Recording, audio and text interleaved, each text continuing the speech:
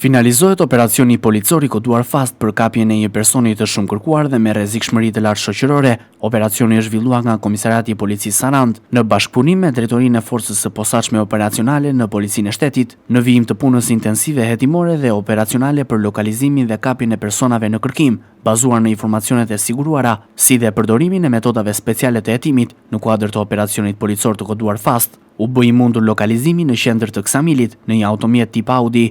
Kapja dhe arrestimi I shtetasit me inicialet EK, 34 vjeç, banues në Elbasan, I dyshuar si antar I një grupi kriminal me rrezikshmëri të lartë në qytetin e Elbasanit. Në momentin e ndërhyrjes, ky shtetas ka tentuar të largohet, por është neutralizuar dhe arrestuar nga shërbimet e policisë. Ky shtetas ishte shpallur në kërkim pasi gjykata e posaçme apelit për korrupsionin dhe krimin organizuar ka lënë në fuqi vendimin e gjykatës së posaçme të shkallës së parë për korrupsion dhe krimin organizuar, e cila e ka dënuar me 4 vite burgim për veprat penale grupi strukturuar kriminal, si dhe sigurimi I kushteve dhe mjeteve materiale për të kryer një vrasje, ndërsa atij I kanë mbetur për të vuajtur 2 vite, 9 muaj dhe 9 ditë burgim. Materialet procedurale ju referuan prokurorisë për veprime të mëtejshme.